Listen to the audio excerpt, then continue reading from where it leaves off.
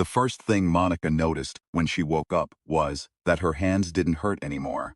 That shouldn't have been possible. The last thing she remembered was the chair, the cold aluminum frame of it against the backs of her thighs, Virginia's voice doing its careful science teacher narration in the dark, the electrode patches on her temples and wrists, and the base of her skull. And then a sound that wasn't a sound at all, but more like the idea of a sound. Something vast and patient pressing itself against the inside of her ears. Then nothing. And now this.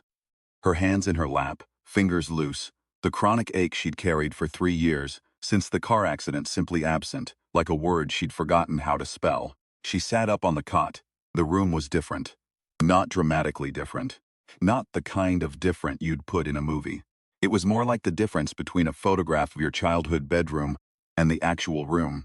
Same walls, same proportions, but the light wrong, the shadow angles lying about what time of day it was. The ceiling of Virginia's converted laboratory had always been low and water-stained. This ceiling was low and water-stained in exactly the same way, but the stains were in the wrong places. The single window, which should have faced west toward the scrubby eucalyptus along the fence line, faced nothing, or faced something that wasn't the yard. Monica sat with this for a moment. Then she stood up, walked to the window, and looked out. There were no buildings out there. There was no fence, no eucalyptus, no gravel path. There was a flat plain that extended to a horizon that was too close, under a sky that was too dark for the hour. Whatever hour it was, the plain was the color of old pewter. Things moved across it at a distance that made sizing them impossible. They moved with a particular kind of patience, the way clouds move. Purposeful at the level of weather, indifferent at the level of a single watching person. Monica said very quietly, "Virginia." No answer. She was alone in the room. She tried the door. It opened. The hallway beyond it was Virginia's hallway. The framed periodic table print. The shelf of annotated monographs. The kitchen visible at the far end with its hanging copper pots. All of it there, all of it slightly wrong the way the room had been slightly wrong. Like a translation that preserved every word but lost the rhythm of the original sentence. She was still trying to decide what to do about that when the first one came through the wall. It didn't come through the wall violently. It came through the way heat comes through a window, a presence before a form, a change in the quality of the air, and then the form resolving out of the drywall, as though the drywall had always been permeable and had simply been choosing, up until now, not to demonstrate this. It stood in Virginia's hallway for a moment, oriented toward Monica, the way a compass needle orients, without moving its head. It was roughly the shape of a standing person. That was the extent of the resemblance. The body was organized differently. 4 limbs, yes, but the joints had different opinions about direction.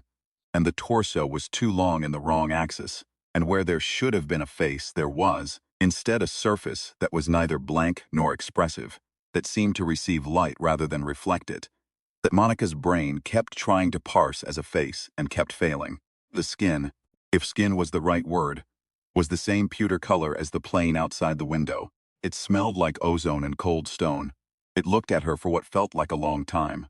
Then it made a sound. The sound was not language, or not language the way Monica understood language.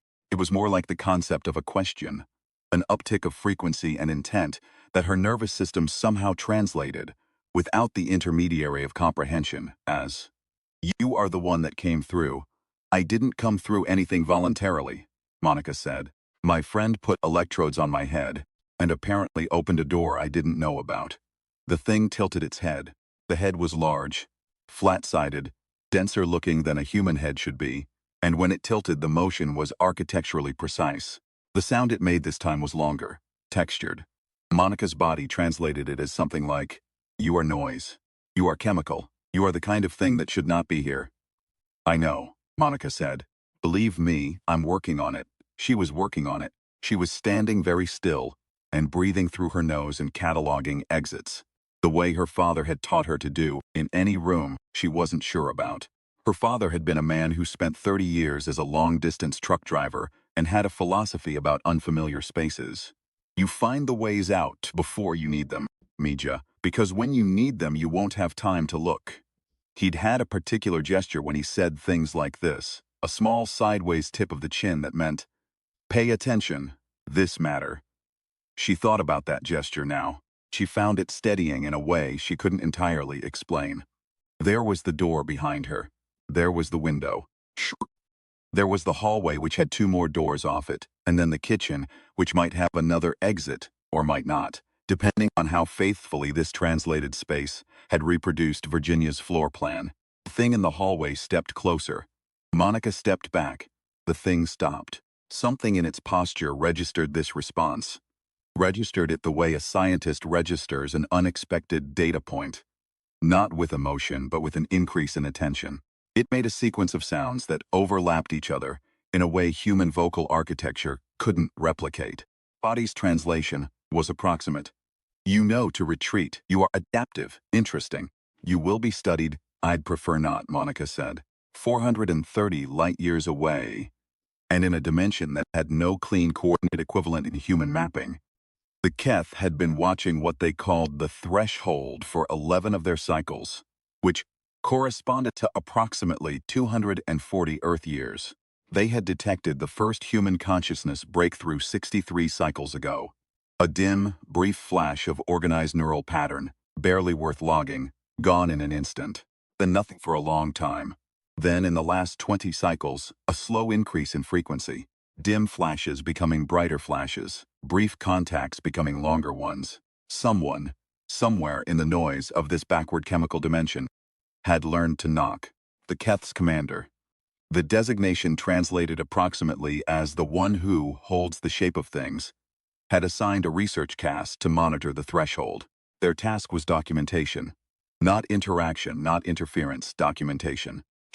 The Keth had encountered 17 other intelligent chemically based species in their exploration of proximal dimensions, and without exceptions, the experience of first contact had been damaging to the contacted species. From malice. From the simple fact of scale difference, you did not reach into a tide pool from a cliff top and expect the tide pool's inhabitants to remain undisturbed by the shadow. The commander had given specific orders. Observe, measure, do not reach. The problem was that someone had reached first. The chemical creature, the human, had arrived through the threshold, not in the usual dim flash manner of accidental contact, but with an unusual degree of coherence. Neural architecture intact, body materialized in the translated space. Awake, oriented, and demonstrating what the research cast was now logging with increasing fascination as adaptive behavioral response. It hadn't panicked. It had backed away from researcher 7th form sensing and then stood its ground and this was the part the research cast kept replaying in their documentation. Talked, it had used sound language, organized vibrations of ambient gas, shaped by biological structures into encoded meaning. The Keth could not understand the specific encoding, but the fact of the encoding was itself extraordinary. It was trying to communicate with them the same way they were trying to communicate with it. By making organized noise and hoping something useful crossed the gap. 7th form ascending reported this to the commander with an excitement that was technically unprofessional. The commander looked at the documentation for a long time. Then it said, "Bring the chemical creature to the observation tier. Do not harm it," and found where it came from. Virginia found Monica's notes first. She hadn't been looking for notes. She'd been in the lab. Her converted garage, with its salvaged oscilloscope and the 3 whiteboards of equations that made her landlord nervous whenever he came to fix the plumbing. Trying to understand what had happened. She'd had Monica in the chair for 47 minutes before the readings went strange. The EEG spiking in a pattern she'd never seen. Then flattening, then showing nothing at all. She'd looked up from the monitor and the chair had been empty. Monica had simply not been there. Virginia had stared at the empty chair for a while. Then she'd done what scientists do when confronted with data they don't understand. She'd written everything down, checked her instruments 3 times, and called her former colleague Dr. Strepo, who was the only person she trusted with the real work and who was going to be furious with her. Monica's notes were on the kitchen table, which made no sense. Because Monica hadn't been in the kitchen since dinner. Small spiral-bound notebook, blue cover, Monica's handwriting. Monica, who was the only person Virginia had ever known who wrote in complete sentences in her private notes, the same way she spoke in complete sentences even when she was upset or drunk or both, a quality that had made Virginia feel alternately admiring and inadequate since they were 11 years old. The note on the first open page said, "Ginny, if something goes wrong, I want you to know that I agreed to this with both eyes open. I know you think I'm depressed since the divorce, and you're probably right.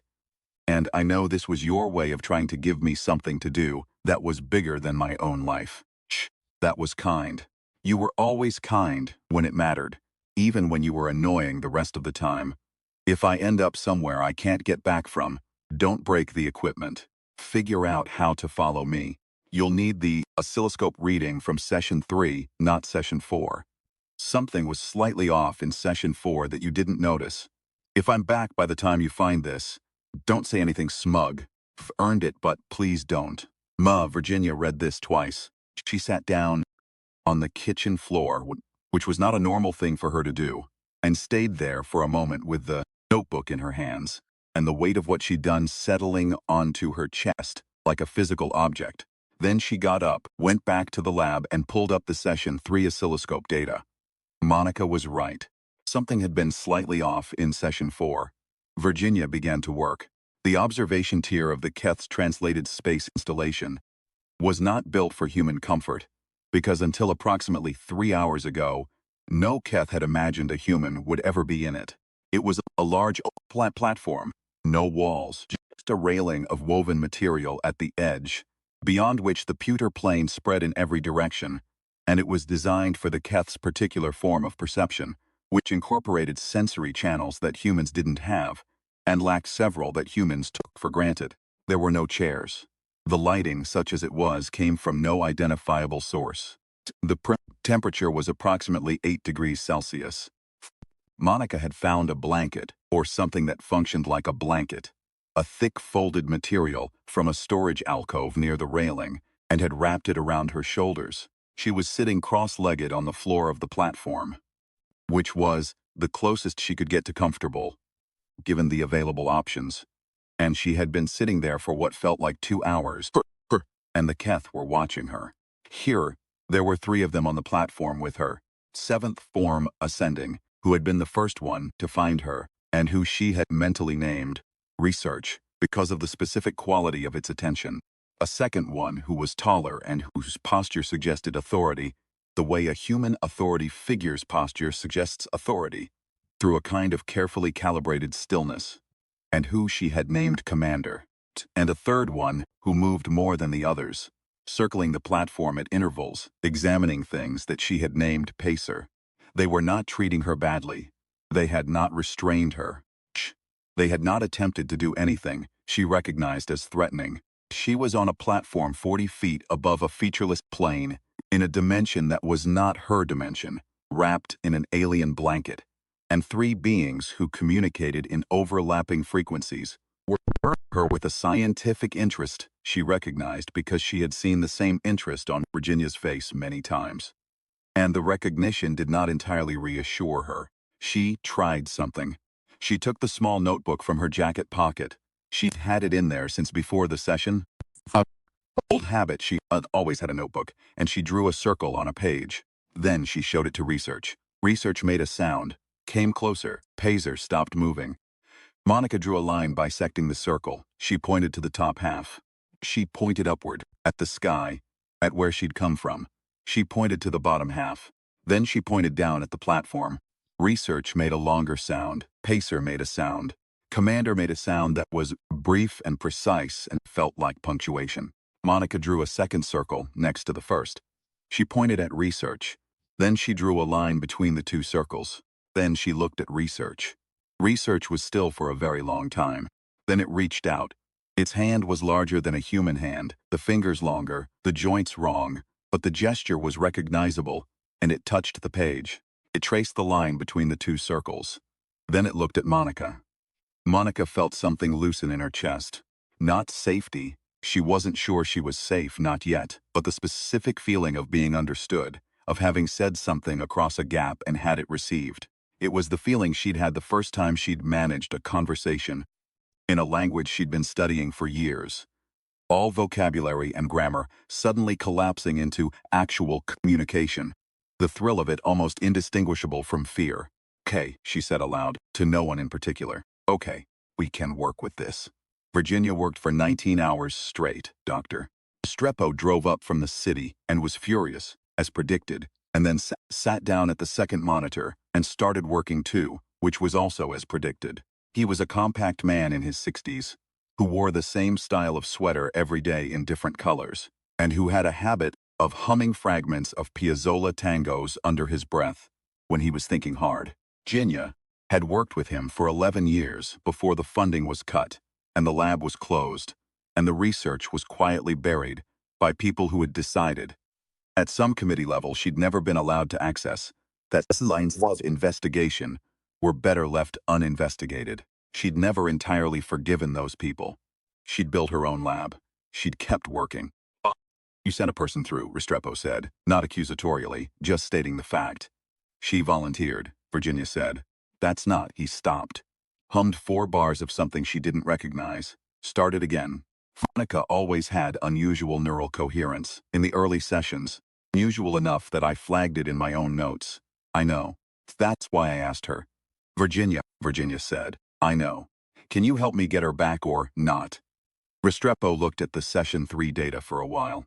Then he said, "The inversion in the 4th session, you've been modeling it as noise. What if it's not noise?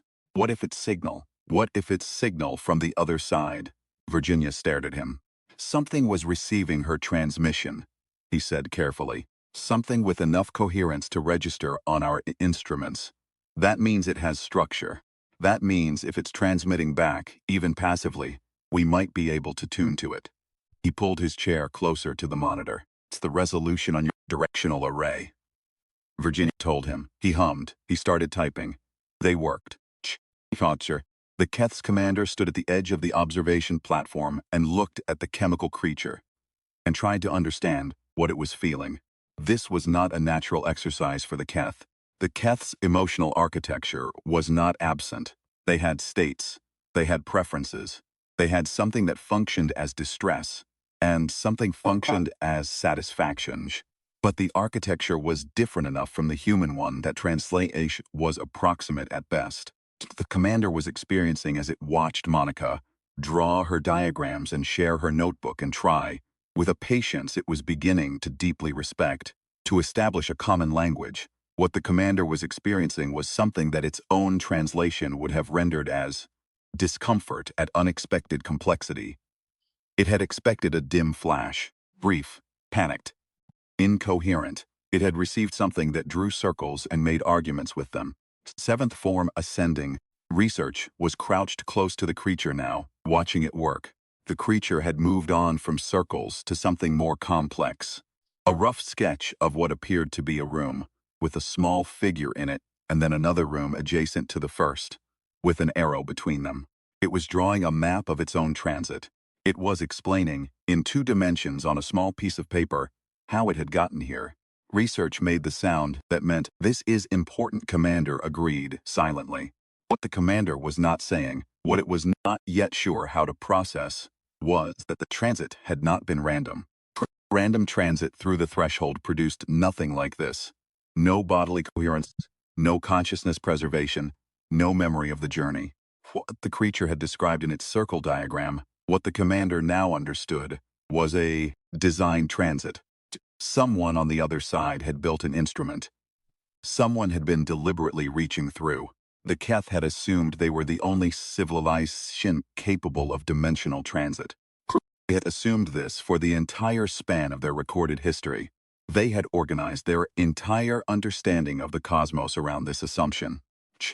The chemical creature sitting on their observation platform, drawing maps with a small stick of graphite on paper made from processed plant material, had just quietly dismantled that assumption. Commander thought about this for a long time. Then it went to speak with research. "She needs to go back," Commander said in their own language. "Not because she is a danger to us, because what she came from is not finished." "How do you know?" Research asked. "Because she is not afraid." Creature alone, in a place it has never been, without its tools, without its group, it should be afraid. She is not afraid. That means she trusts that something on the other side is working to bring her back. Commander paused. She trusts something we cannot see. That is either profound foolishness or profound knowledge, and I do not. Dick, Virginia found the signal at the 22nd hour.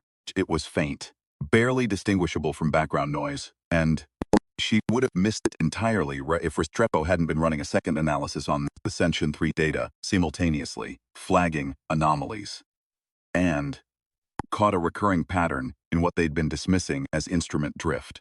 He called her over without raising his voice, which was how she knew it was real. When Restrepo got excited, he got quieter, not louder. Pattern was a sequence, 11 pulses, then a gap, then 9, then a gap, then 2, then again, 11, 9, 2, and again. Prime numbers, Virginia said. Not just prime numbers, Restrepo said. He pulled up the frequency analysis. It's prime numbers embedded in a carrier wave that is itself structured around prime number intervals. It's not random. It's not instrument drift. Something is transmitting this on purpose. Virginia sat with that for a moment. Something is telling us it can count, she said. Something is telling us it knows we're listening, Restrepo said. There's a difference. Something that's just counting doesn't repeat. Something that's trying to communicate repeats until it gets a response. Virginia looked at the signal. 1192, 1192. Patient as a lighthouse. Patient as something that had decided to wait. She's alive, Virginia said. It came out quieter than she'd intended. She's alive, and something over there has apparently decided to help, Restrepo said. Which means we have about a window of. He did a rapid calculation that Virginia couldn't follow. We have a window. Not a long one. The carrier wave is degrading at the edges, which means whatever is generating it is doing so at some cost, and it will stop generating it when the cost becomes too high. How do we respond? We do what Monica did, Restrepo said. We knock. Virginia picked up the oscilloscope stylus. Her hands were steady. Steadier than they had any right to be after 22 hours without sleep. And she thought briefly about Monica's note. The one that said, "You were always kind when it mattered, even when you were annoying the rest of the time." And she thought about the other dimension she'd spent 11 years trying to prove existed, the one everyone with funding and committee access had told her was an elegant theory that simply wasn't real. And she pressed the stylus to the input pad and tapped out. 2, 9, 11. The reversal of the sequence. The answer. The signal changed immediately. The carrier wave shifted in a way that was not degradation. Was almost the opposite of degradation. A tightening, a clarification. Like someone on the other end of a very long telephone line had heard the line connect. Restrepo let out a breath. Now, he said, we build the door. Monica was the one who suggested the frequency. She'd been watching the Keth's research for 3 hours by then. Learning to read its sounds the way you learn. To read a language you've never formally studied but have been exposed to constantly. By pattern. By repetition, by the accumulation of context, until meanings begin to emerge from the noise. She couldn't replicate the sounds. Her vocal architecture was entirely wrong for it. The resonances required produced by structures she didn't have. She could recognize them. She was beginning to sort them the way you sort a new language. This cluster of sounds appears when something is being questioned. This cluster when something is being confirmed. This one, higher, with a particular harmonic, when something is important. And she'd noticed something else. When the Keth communicated amongst themselves, there was a carrier frequency underneath their language that she could feel rather than hear. A low vibration that set her fillings humming and made the blanket on her shoulders vibrate faintly. She'd been noticing it all along, but had filed it under ambient environmental feature now. Watching Research's interaction with Commander, she re-examined that filing. It wasn't ambient. It was the Keth's nervous system, leaking into the environment.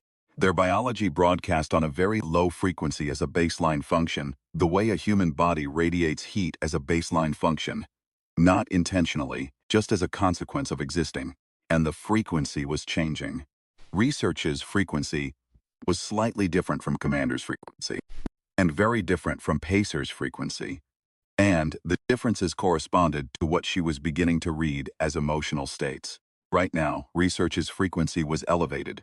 Commander's was steady. Something was happening that Research found significant. And, Commander was still evaluating. Monica tore a page from her notebook and drew a waveform. A specific waveform. A representation of the concept of a waveform, a sine wave, the way you'd draw it in a physics textbook. She held it up toward Research. Research looked at it. Monica drew a second waveform next to it. Slightly different frequency. She pointed between the two. Then she pointed at herself. Then she pointed at Research. Search made a sound she'd started to recognize as yes, or at least as correct. Then it did something she hadn't expected. Reached down, its hand moving with that precise joint-wrong motion, and took her pencil, gently. She let it. It drew on her page. Her waveform on one side, its own waveform on the other, and then a third waveform in the middle that was different from both. Halfway between them, Monica looked at it. The bridge frequency, the point at which both signals could coexist. You can generate that, she said. Research made the yes sound. And if my people are looking for a signal from this side, Monica said, and she was talking to herself now as much as to Research working it through the way she'd always worked through problems, aloud, in complete sentences, because making things verbal made them real. If they're listening on a wide band, and you transmit on that bridge frequency, and they recognize it as organized signal, she picked up the pencil. She wrote 3 numbers on the page, 2, 9, 11. Then she pointed at Research, and at the numbers, and at the plane beyond the railing. Research was still for a very long time. Then it moved to the edge of the platform, and looked out at the pewter plane and made a sound that was long and low and filled with harmonics. And the carrier frequency. Monica had been feeling in her fillings changed. And she felt, rather than heard the transmission go out. The door took 4 more hours to build. Virginia and Restrepo worked in a state that was past exhaustion and into something else, something that had its own quality of clarity. The kind of clarity that comes when you've been awake so long that the part of your brain that second guesses things has simply run out of battery, and the remaining part is just doing the work. Virginia calculated, Restrepo calibrated. They argued twice briefly about phase alignment, and both times they turned out to both be right about different things, which was how their best work always went. The door they built was not a room-sized arch of crackling light. It was a targeted resonance field approximately the size of a closet, generated by a ring of modified electrode arrays, and calibrated to the bridge frequency that the signal from the other side had given them. It would open once, for approximately 90 seconds, at the coordinates defined by the Session 3 data. If it works, Restrepo said, with the careful specificity of a man who had been burned by optimism before. It will work, Virginia said, with the careful specificity of a woman who had spent 11 years building toward this moment, and was not going to let doubt occupy the same room as the instruments right now. She activated the array. The air in the center of the ring did something, not dramatically. The light didn't change, there was no sound, but the air did something, a quality shift of the kind Monica had described once, years ago, during the early sessions. It's like the difference between a room with someone in it and a room that's empty. You can't point to what changed. But you know, Monica, Virginia said, to the changed air. If you can hear this, Monica heard it. She heard it the way you hear something in a dream that you know is from outside the dream. A sound that doesn't fit the dream's acoustic space, that comes from a different layer of reality and breaks through. Virginia's voice, not the words but the timbre of it. The specific frequency of Virginia's voice, which Monica's nervous system had been filing since they were 11 years old. She was on her feet before she knew she'd stood up. Research made a sound she couldn't translate. Commander made a sound. Pacer stopped circling. Monica looked at Research, put her hand flat on her chest, then extended it toward the Keth. The closest approximation she had to, thank you, which was a concept she wasn't sure translated, but which felt necessary anyway. Research was still for a moment. Then it made a sound that her body translated approximately as, "You are a strange kind of noise. You are the kind of noise that should not exist and yet does. Go back through. Tell them we are here. Tell them we know how to be careful." Monica picked up her notebook from the floor of the observation platform. She looked at the diagram she and research had drawn together. The two waveforms and the bridge frequency between them, circled and annotated in a mixture of her handwriting and research's markings. The record of the first technical collaboration between a human and a Keth sit in her pocket. "Alstem," she said. She walked toward the sound of Virginia's voice. The transit back was nothing like the transit there. Transit there had been unconscious, a gap in experience, a cut from one scene to another, the way a film cuts without explanation. The transit back was like walking through a membrane, a resistance that was physical without being painful. A pressure that was everywhere at once, and then abruptly gone, and then Virginia's garage floor under her feet, and the smell of solder flux, and old coffee, and the particular chemical smell of Virginia's lab that she had associated, since the first time she'd been allowed in here 3 years ago. The word, serious T, the word for what Virginia was about this work, the word for what all of this actually was. She was standing in the resonance ring. Virginia was on the other side of it, both hands on a control panel, staring at her with an expression Monica had never seen on Virginia's face before. Something that was past relief and past surprise and was just, simply, "You are here." Restrepo was at the second monitor. He made a sound that was approximately, "ah," and began writing very fast. Monica stepped out of the ring. The resonance field behind her collapsed with a soft sound, a harmonic sine wave descent into silence. Virginia came around to the console. She stopped a foot away. She was going to say something. Monica could see it forming, the particular way Virginia's face arranged itself when she was preparing a sentence that mattered. But Monica got there first. "Session 3, Monica said. "You were right about Session 3. Virginia's face did several things in rapid succession. Then she said carefully, "Are you all right?" "I'm fine. My hands don't hurt." "You're the chronic pain. It's gone." Monica held up her hands, turned them. "I don't know why. I don't know if it's permanent. I don't know what the mechanism is." She paused. "I have a lot I don't know.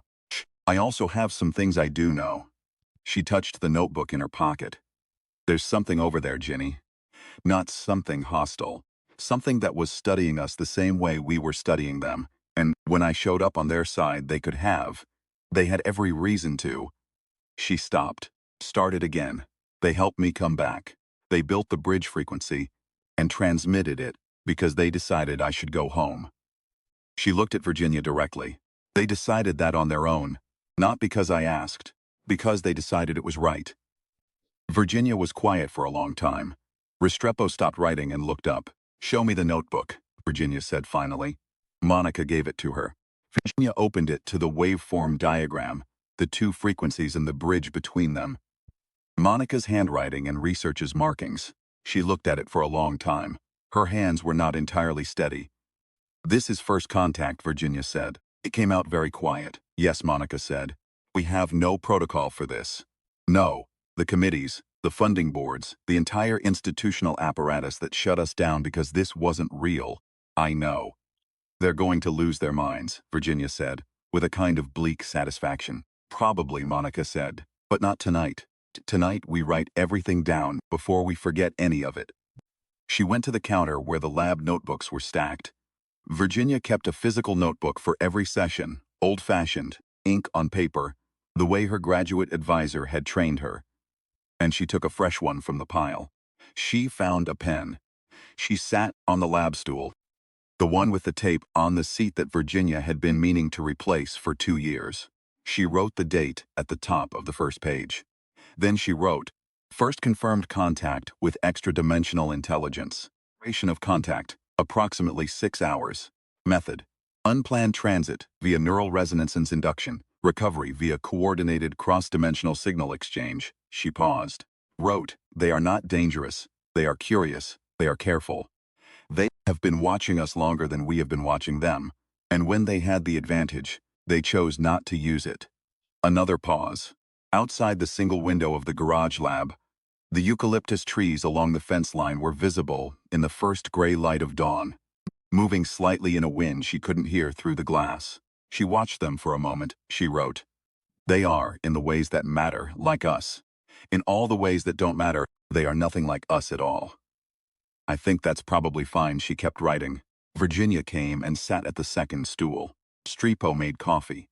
Actual coffee. Not the terrible instant Virginia kept for emergencies.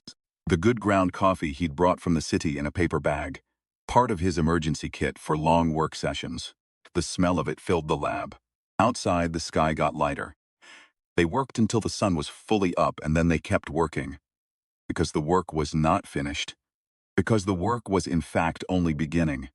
Because somewhere on the other side of a membrane, in the fabric of the world, a being that smelled like ozone and cold stone had looked at Monica's notebook and decided that the chemical creatures from the noisy dimension deserved to find their way home.